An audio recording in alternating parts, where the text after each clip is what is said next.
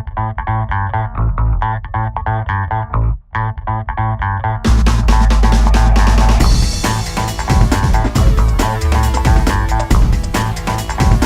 7th grade, I went into dolls with a couple friends of mine. We all decided to go together, and I would have called myself a Christian at that time, but it wasn't.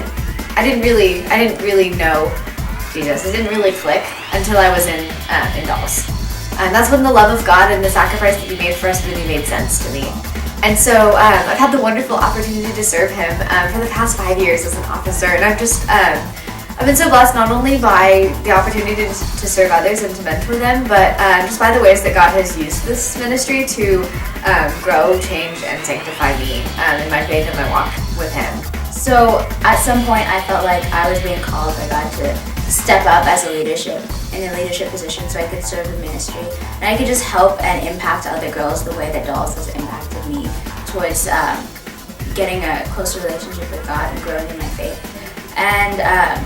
And by stepping up and being a leader, I've grown in so many more ways and have been able to impact so many more girls and lead them closer to Christ. And I think that any girl should really take this opportunity and, just put themselves out there and see how God can use you.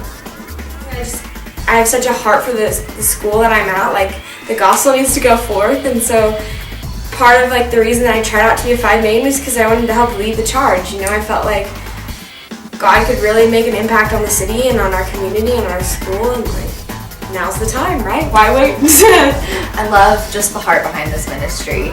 And it's a vision that I share, to reach girls in the schools, to be able to share the gospel with those who haven't heard it before, to be able to support girls in their faith, to support them in, everything that they're walking through, the challenges that they're facing, And I realized that when I was doing it, it held me accountable for, my faith in what I was doing.